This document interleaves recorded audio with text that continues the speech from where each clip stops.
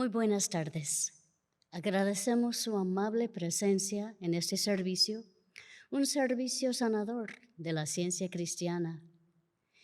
Iniciaremos este servicio cantando el himno número 196. Leeré la primera estrofa.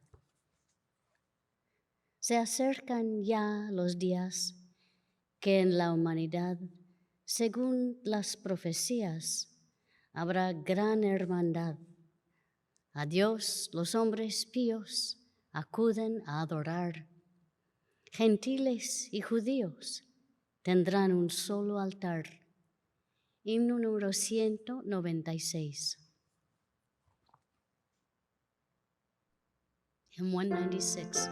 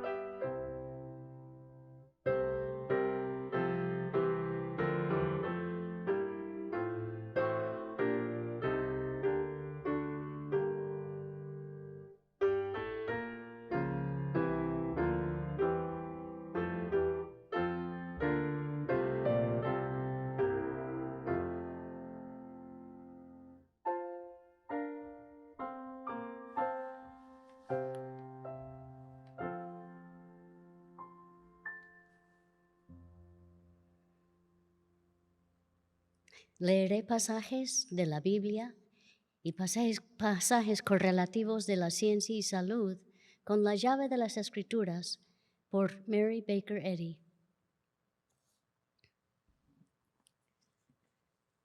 Primero, la Santa Biblia. Jeremías. Que estos falsos profetas cuentan sus sueños, pero que mis verdaderos mensajeros proclaman todas mis palabras con fidelidad. Hay diferencia entre la paja y el grano. Marcos. Mira, envío a mi mensajero delante de ti, y él preparará tu camino. Primero de Samuel. Había un hombre llamado Elcana que vivía en Rama. Elcana tenía 2 esposas, Ana y Penina. Penina tenía hijos, pero Ana no. Cada año Elcana viajaba a la ciudad de Silo para adorar al Señor de los ejércitos celestiales y ofrecerle sacrificios en el tabernáculo. Una vez, después de comer lo que fue ofrecido como sacrificio en Silo, Ana se levantó y fue a orar. El sacerdote Elí estaba sentado en su lugar de costumbre junto a la entrada del tabernáculo. Ana, con una profunda angustia, lloraba amargamente mientras oraba al Señor, e hizo el siguiente voto. Oh Señor de los ejércitos celestiales, si miras mi dolor y contestas mi oración y me das un hijo, entonces te lo devolveré. Él será tuyo durante toda su vida. El Señor se acordó de la súplica de ella y a su debido tiempo dio a luz un hijo a quien le puso por nombre Samuel, porque dijo, se lo pedí al Señor. Cuando el niño fue destetado, Ana lo llevó al tabernáculo en Silo. Ellos llevaron un toro de 3 años para el sacrificio, una canasta de harina y un poco de vino. Después de sacrificar el toro, llevaron al niño a Elí. Señor, ¿se acuerda de mí?, preguntó Ana. Soy aquella misma mujer que estuvo aquí hace varios años orando al Señor. Le pedí al Señor que me diera este niño, y Él concedió mi petición. Ahora se lo entrego al Señor y le pertenecerá a Él toda su vida. Y allí ellos adoraron al Señor. Ahora bien, los hijos de Elí eran unos sinvergüenzas que no le tenían respeto al Señor. Así que el pecado de estos jóvenes era muy serio ante los ojos del Señor. Elí les dijo, he oído lo que la gente dice acerca de las cosas perversas que ustedes hacen. Mientras tanto, el niño Samuel crecía en estatura física y en el favor del Señor y en el de toda la gente. Cierto día, un hombre de Dios vino a Elí y le dio el siguiente mensaje del Señor. Yo me rebelé a tus antepasados cuando eran esclavos del faraón en Egipto. Elegí a tu antepasado Aarón de entre todas las tribus de Israel, para que fuera mi sacerdote. Por lo tanto, el Señor Dios de Israel dice, prometí de los de tu rama, de la tribu de Leví, me servirían siempre como sacerdotes. Sin embargo, honraré a los que me honran y despreciaré a los que despreciaré a los que me menosprecian.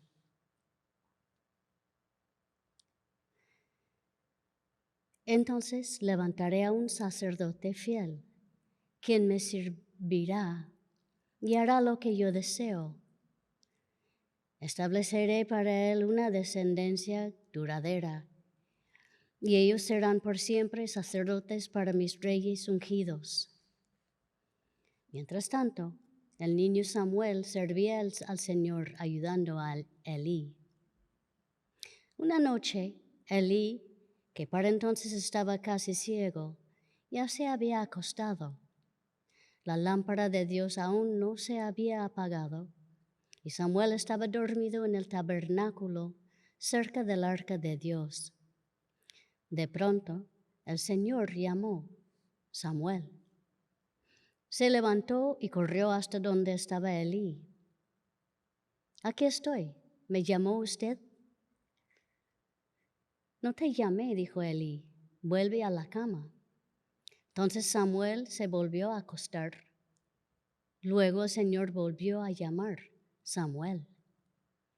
Nuevamente Samuel se levantó y fue a donde estaba Elí. Aquí estoy, ¿me llamó usted? Yo no te llamé, hijo mío, respondió Elí. Vuelve a la cama. Samuel todavía no conocía al Señor porque nunca antes había recibido un mensaje de él. Así que el Señor llamó por tercera vez, y una vez más Samuel se levantó y fue a donde estaba Elí. aquí estoy. ¿Me llamó usted? En ese momento, Elí se dio cuenta de que era el Señor quien llamaba al niño.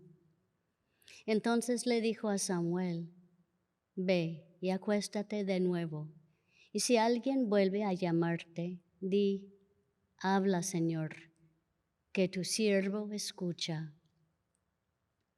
Así que Samuel volvió a su cama, y el Señor vino y llamó igual que antes, Samuel. Y Samuel respondió, habla, que tu siervo escucha. Entonces el Señor le dijo a Samuel, estoy por hacer algo espantoso en Israel. Llevaré a cabo todas mis amenazas contra Elí y su familia, de principio a fin. Le advertí que viene juicio sobre su familia para siempre, porque sus hijos blasfemen a Dios, y Él no los ha disciplinado. Entonces Samuel se quedó en la cama hasta la mañana. Luego se levantó y abrió las puertas del tabernáculo, como de costumbre. Tenía miedo de contarle a Elí lo que el Señor le había dicho. Pero Elí lo llamó. Samuel, hijo mío. Aquí estoy, respondió Samuel. ¿Qué te dijo el Señor? Dímelo todo. Y que el Señor te castigue y aún te mate si me ocultas algo.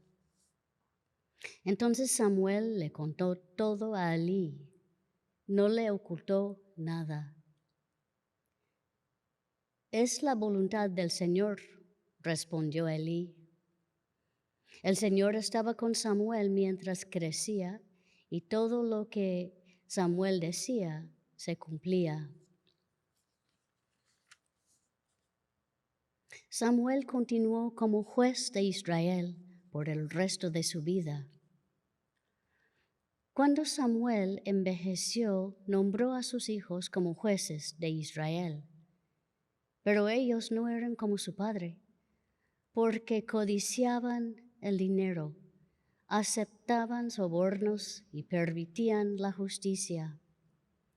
Finalmente todos los ancianos de Israel se reunieron en Ramá para hablar del asunto con Samuel. Mira, Samuel, le dijeron, ya eres anciano y tus hijos no son como tú. Danos un rey para que nos juzgue, así como lo tienen las demás naciones. Samuel se disgustó con esta petición y fue al Señor en busca de orientación. Haz todo lo que te digan, le respondió el Señor, porque me están rechazando a mí, no a ti.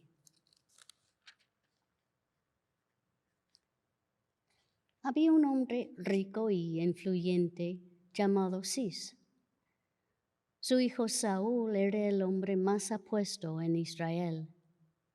Cierto día, los burros de Cis se extraviaron y él le dijo a Saúl, lleva a un siervo contigo y ve a buscar los burros. Finalmente entraron a la región de Suf y Saúl le dijo a su siervo, volvamos a casa.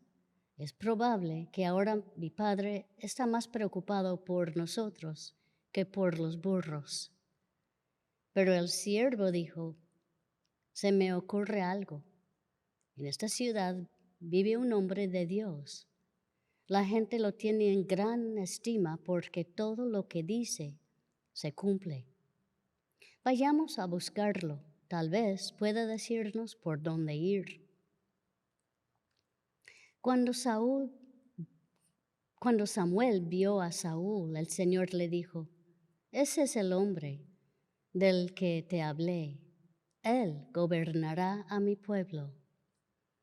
Justo en este momento, Saúl se acercaba a Samuel a las puertas de la ciudad y le preguntó, ¿podría decirme, por favor, dónde está la casa del vidente? Yo soy el vidente, contestó Samuel. Sube al lugar de adoración delante de mí. Allí comeremos juntos. En la mañana te diré lo que quieres saber y te enviaré de regreso. Entonces Samuel tomó un frasco de aceite de oliva y lo derramó sobre la cabeza de Saúl. Besó a Saúl y dijo: hago esto porque el Señor te ha designado para que gobiernes a Israel.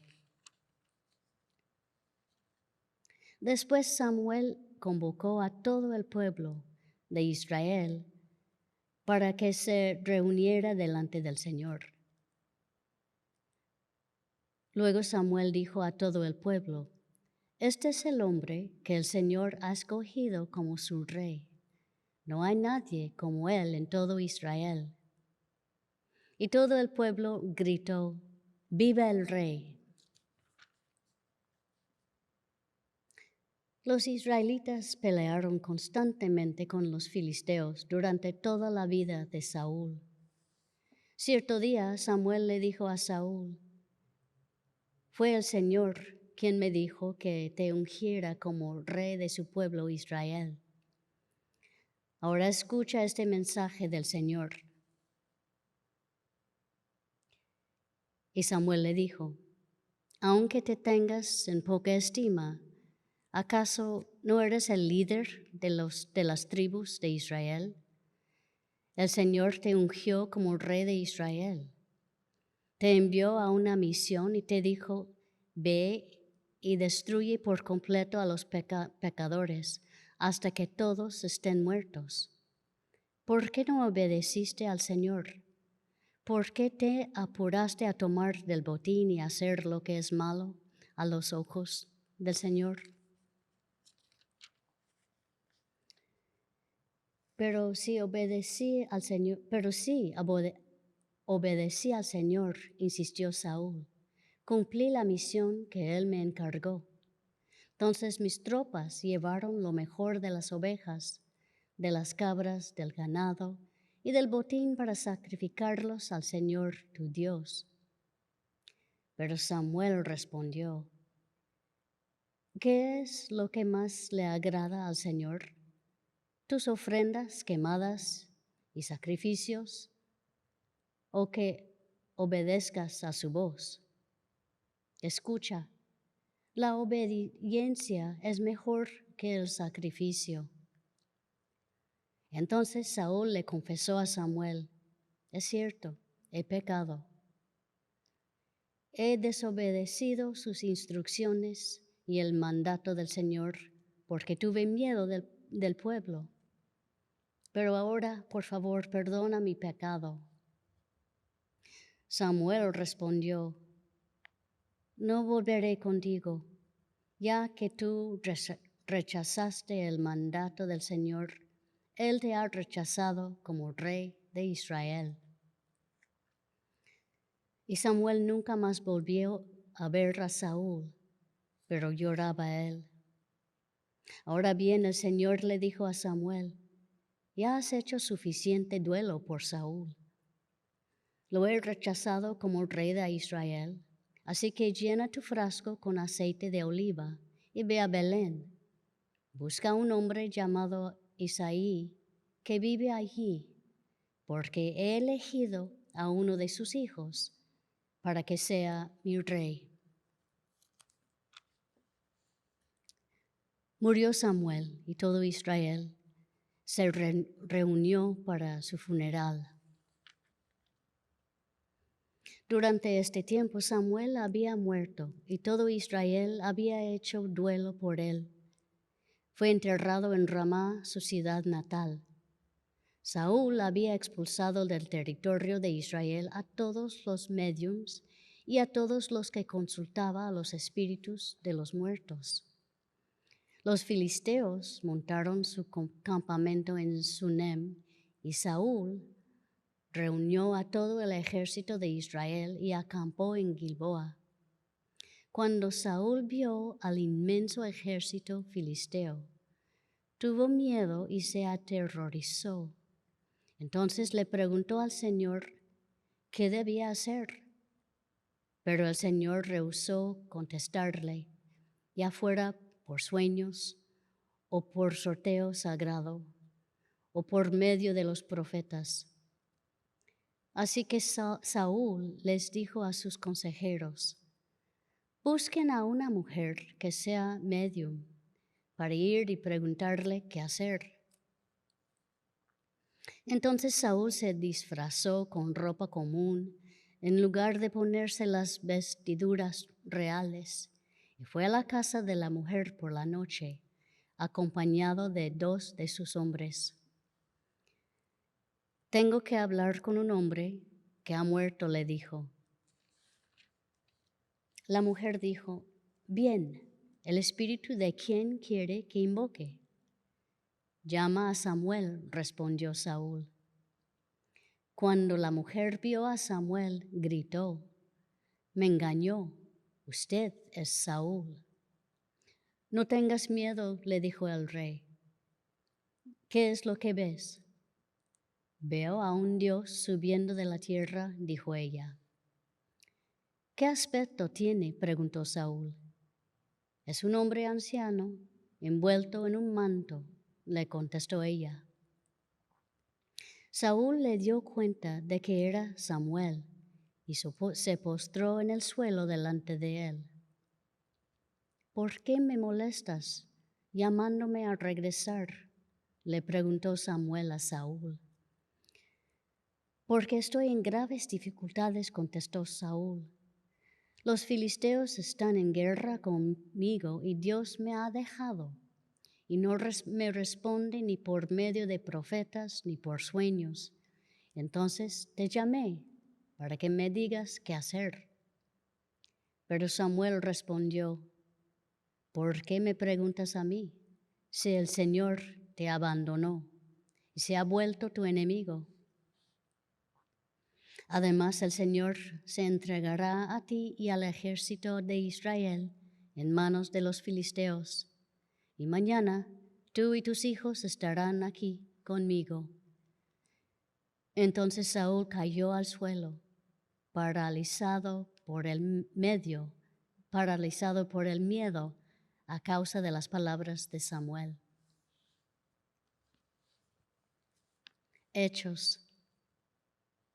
Felipe se dirigió a la ciudad de Samaria y allí le contó a la gente acerca del Mesías. Las multitudes escuchaban atentamente a Felipe porque estaban deseosas de oír el mensaje y ver las señales milagrosas que él hacía. Muchos espíritus malignos fueron expulsados y muchos que habían sido paralíticos o cojos fueron sanados. Así que hubo mucha alegría en esa ciudad. Y un hombre llamado Simón, quien por muchos años había sido hechicero allí, asombraba a la gente de Samaria y decía ser alguien importante. Todos, desde el más pequeño hasta el más grande, a menudo se referían a él como el grande, el poder de Dios. Lo escuchaban con atención porque por mucho tiempo él los había maravillado con su magia. Pero ahora la gente creó el mensaje de Felipe sobre la buena noticia acerca del reino de Dios y del nombre de Jesucristo. Como resultado, se bautizaron muchos hombres y mujeres. Luego el mismo Simón creó y fue bautizado. Comenzó a seguir a Felipe y a todos los lugares a donde él iba, y estaba asombrado por las señales y los grandes milagros que Felipe hacía. Cierto día, cuando íbamos al lugar de oración, nos encontramos con una joven esclava que tenía un espíritu que le permitía adivinar el futuro. Por medio de la adivinación ganaba mucho dinero para sus amos. Ella seguía a Pablo y también al resto de nosotros, gritando: estos hombres son siervos del Dios Altísimo y han venido para decirles cómo ser salvos. Esto mismo sucedió día tras día hasta que Pablo se exasperó de tal manera que se dio la vuelta y le dijo al demonio que estaba dentro de la joven: te ordeno, en el nombre de Jesucristo, que salgas de ella. Y al instante, el demonio la dejó. Primero de Juan. Queridos amigos, no les crean a todos los que afirman hablar de parte del Espíritu. Pónganlos a prueba para averiguar si el Espíritu que tienen realmente proviene de Dios, porque hay muchos falsos profetas en el mundo. Romanos. Que toda la gloria sea para Dios, quien puede fortalecerlos tal como expresa la buena noticia. En ese mensaje acerca de Jesucristo se ha revelado su plan para ustedes, los gentiles, un plan que estuvo guardado en secreto desde el principio del tiempo. Pero ahora, tal como predijeron los profetas, el Dios eterno lo ha ordenado. Ese mensaje se da a conocer a todos los gentiles en todas partes para que ellos también puedan creer y obedecerlo a Él. Toda la gloria sea para el único sabio Dios, eternamente, por medio de Jesucristo. Amén.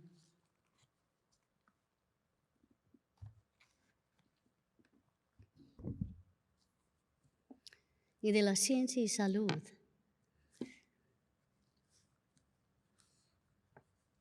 Profeta, un vidente espiritual.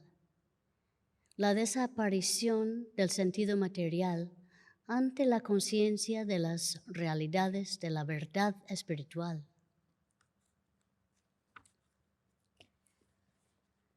Los antiguos profetas lograron su previsión desde un punto de vista espiritual e incorporó, no presagiando el mal ni confundiendo la realidad con la ficción, o sea, prediciendo el futuro desde una base de corporalidad y de creencias humanas. Cuando los hombres están suficientemente adelantados en la ciencia para estar en armonía con la verdad del ser, se vuelvan involuntariamente videntes y profetas, gobernados no por demonios, espíritus o semidioses, sino por el Espíritu único. Es prerrogativa de la mente divina y siempre presente, y del pensamiento que está acorde con esa mente, conocer el pasado, el presente y el futuro. El conocimiento de la ciencia del ser nos capacita para comunicarnos más ampliamente con la mente divina, para prever y predecir los acontecimientos que conciernen al bienestar universal, para estar divinamente inspirados, sí, para obtener el alcance de la mente ilimitada. Las pruebas sufridas por profetas, discípulos y apóstoles, de los cuales el mundo no era digno, esperan en alguna forma a todo explorador de la verdad. Hay demasiado valor animal en el mundo y no suficiente valor moral.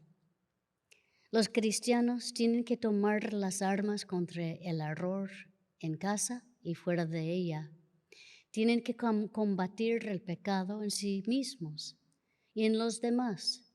Y continuará esa milicia hasta que hayan acabado su carrera. Si guardan la fe, tendrán la corona de regocijo.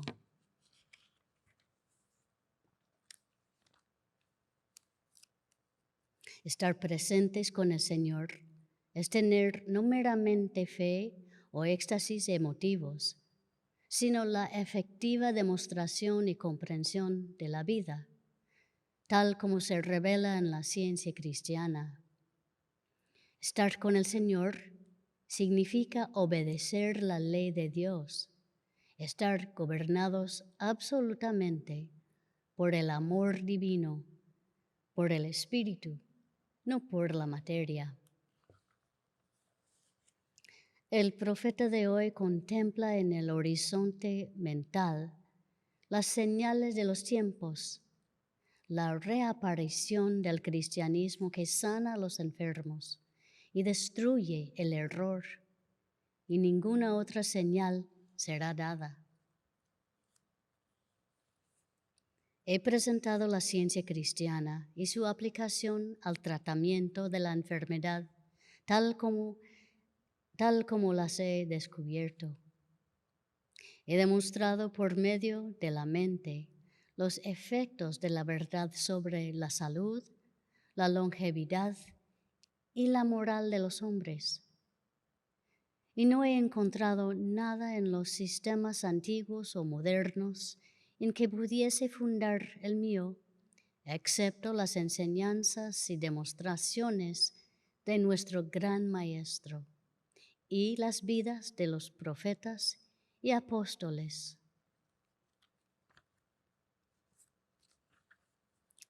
Las corrientes serenas y vigorosas de verdadera espiritualidad se manifiestan en salud, pureza e inmolación propia. Tienen que profundizar la experiencia humana hasta que reconozca que las creencias de la existencia material son una evidente imposición y el pecado, la enfermedad y la muerte den lugar eterno a la demostración científica del Espíritu Divino y al hombre de Dios espiritual y perfecto. Abraham, Jacob, Moisés y los profetas captaron gloriosas vislumbres del Mesías o Cristo, que bautizaron a esos videntes con la naturaleza divina, la esencia del amor. El concepto judíaco de Dios como Yahweh, Jehová, o solamente como un héroe poderoso y rey, no ha cedido el paso totalmente al verdadero conocimiento de Dios. Toda revelación, tal es la opinión popular, debe proceder de las escuelas y por la línea de descendencia de eruditos y eclesiásticos, como se corona a reyes de una dinastía real. Al sanar al enfermo y al pecador, Jesús amplió el hecho de que el efecto sanativo resultaba de la comprensión del principio divino y del Espíritu del Cristo, que gobierna al Jesús corpóreo. Para ese principio no hay dinastía, no hay monopolio eclesiástico. Su única cabeza coronada es la soberanía inmortal. Su único sacerdote es el hombre espiritualizado. La Biblia declara que todos los creyentes son hechos reyes y sacerdotes para Dios. Los profanos no comprendieron entonces ni comprenden ahora ese gobernar del Cristo. Por siguiente, no pueden demostrar el poder sanativo de Dios. Ni es posible comprender esa manifestación de Cristo hasta que no se comprenda científicamente su principio divino.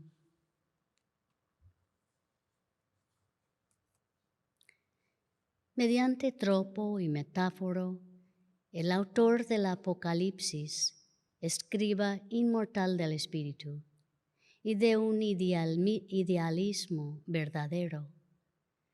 Proporciona el espejo en el cual los mortales pueden ver su propia imagen. Con su fuerza espiritual, ha abierto de par en par las puertas de la gloria e iluminado la noche del paganismo con la grandeza sublime de la ciencia divina, que eclipsa al pecado y la hechicería, a la lujuria y a la hipocresía. Quita la mitra y el cetro, entroniza la religión pura e inmaculada y eleva solo a quienes lavaron sus ropas y las emblanquecieron en obediencia y sufrimiento.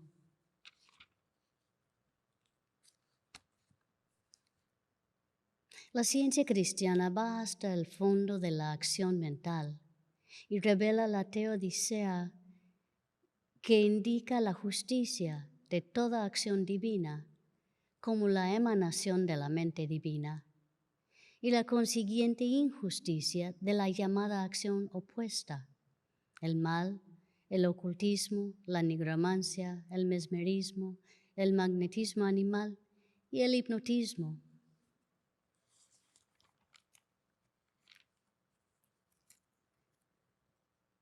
Para romper este embeleso terrenal, los mortales tienen que adquirir la verdadera idea y el principio divino de todo lo que realmente existe y gobierna armoniosamente al universo. Este pensamiento se comprende poco a poco y el intervalo antes de adquirirlo es acompañado de dudas y derrotas, así como de triunfos.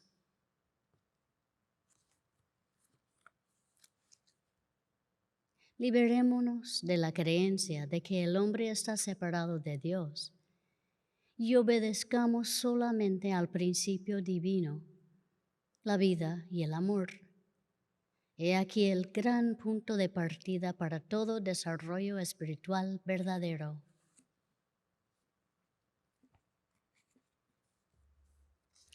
En un mundo de pecado y sensualidad, que se apresura hacia un desarrollo mayor de poder, es sabio considerar seriamente si es la mente humana o la mente divina la que nos está influyendo. La manifestación científica del poder proviene de la naturaleza divina y no es sobrenatural, ya que la ciencia es una explicación de la naturaleza. La creencia de que el universo, incluso al hombre, está gobernado en general por leyes materiales, pero que ocasionalmente el espíritu aparta esas leyes, es una creencia que desprecia a la sabiduría omnipotente y da a la materia prioridad sobre el espíritu.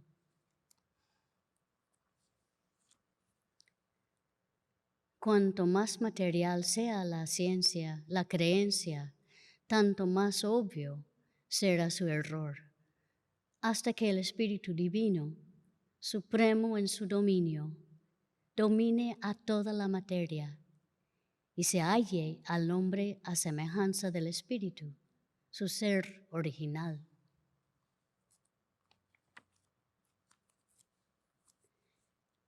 Gracias a la ciencia cristiana, se inspira a la religión y a la medicina con naturaleza y esencia más divinas.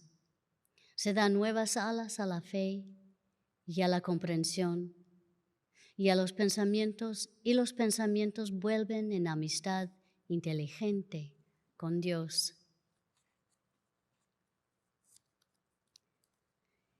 No existe analogía entre las vagas hipótesis del agnosticismo,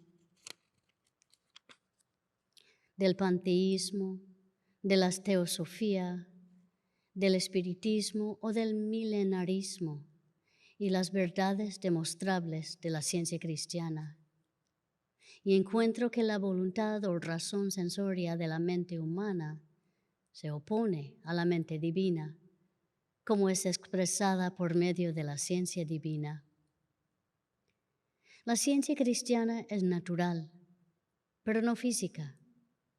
La ciencia de Dios y el hombre no es más sobrenatural que la ciencia de los números, aunque algunos le niegan el derecho de ser llamada ciencia, porque se aparta del reino de lo físico, como tiene que hacer la ciencia de Dios, el Espíritu. El principio de la metafísica divina es Dios.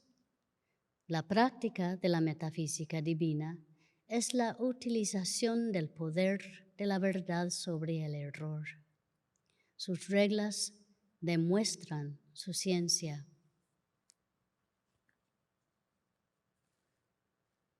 La ciencia cristiana revela de modo incontrovertible que la mente es todo en todo, que las únicas realidades son la mente divina e idea divina.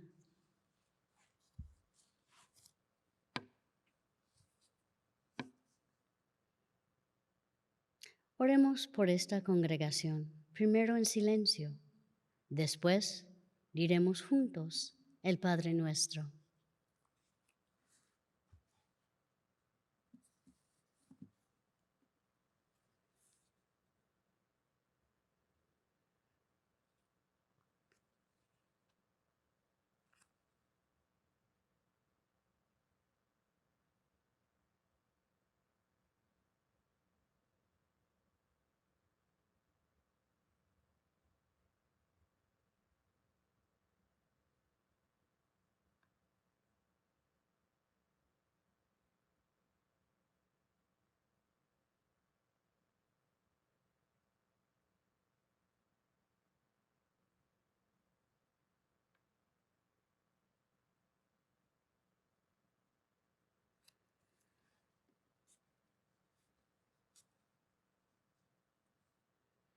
El Padre Nuestro.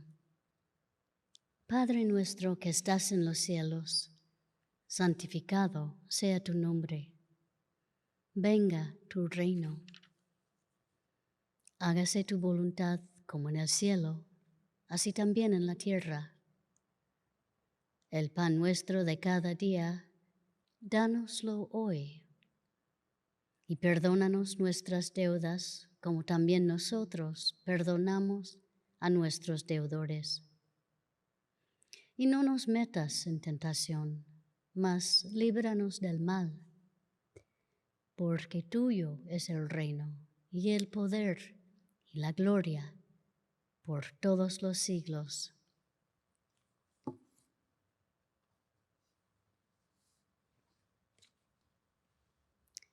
Cantemos el himno número 261.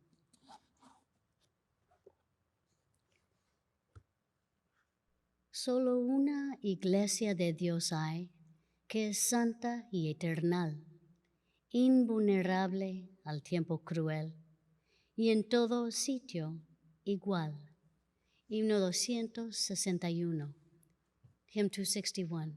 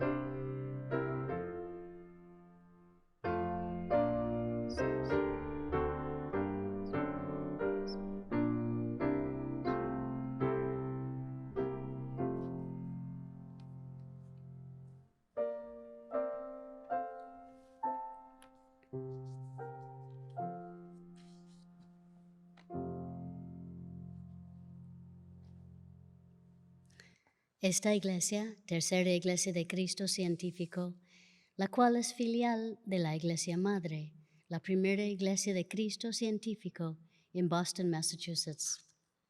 Tenemos servicios en español el domingo a la 1 de la tarde y una reunión de testimonios del miércoles a las 5:30 de la tarde. En inglés tenemos servicios los domingos a las 11 de la mañana y los miércoles a las 7:30 de la noche. Todos los servicios están en línea y en persona hasta 10 personas. Estamos siguiendo las recomendaciones de la sana distancia y pedimos usar una tapaboca. Para obtener más información, visite nuestro sitio web thirdchurchnyc.com. Le invitamos a escuchar el programa El Heraldo de la Ciencia Cristiana en la radio Wado 1280 AM, todos los sábados a las 9 de la mañana. La ciencia cristiana es una religión sanadora. Ahora todos ustedes están invitados a compartir experiencias, testimonios y observaciones sobre la ciencia cristiana y a apoyar a la congregación con oración. Si quisiera compartir una experiencia y está escuchando por teléfono, oprima el asterisco y después el 9 y espere hasta que la línea esté abierta.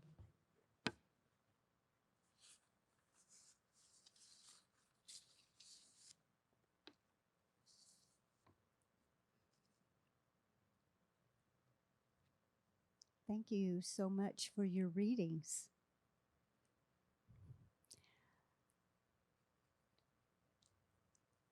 In the current pandemic, we've heard so many comments about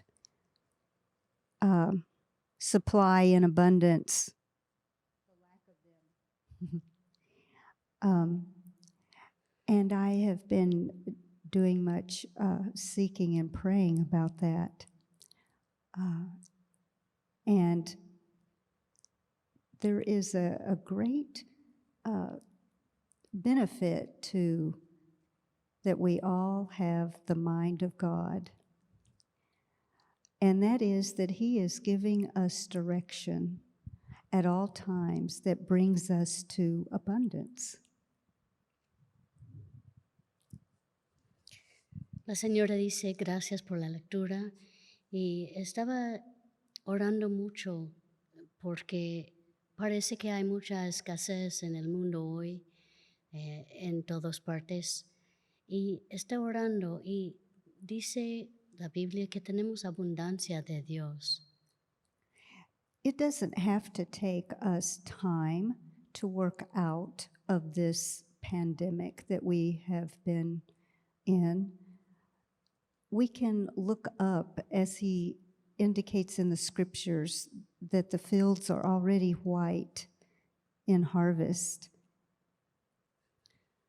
Dice que no necesitamos tiempo para pasar por esos pasos de la enfermedad y de la economía en estos días, pero podemos mirar hacia arriba a Dios y ver que ahora es el tiempo de trabajar, de realizar la abundancia. So all of us, all around the world, can work with the mind of God and know that we have abundance right now, not only of financial means, but also of health. Dice que todo el mundo podemos orar con la mente de Dios y ver la abundancia para la salud, para la economía personal y para la economía de los países también. It doesn't have to take time. It is all available right now. No hay necesidad de tiempo, sino todo está disponible ahora mismo. Thank you so much for your readings. Dice gracias por la lectura. Y gracias a usted, señora. Gracias a todos por sus testimonios y su oración durante el servicio. Concluimos esta reunión cantando el himno número 150. Cuán grande en amor y piedad es el Rey. Acciones de gracias traemos a Él. Anciano de días, el gran Creador, Él cambia en dichas y gozo el pesar. Himno número 150, hymn 150.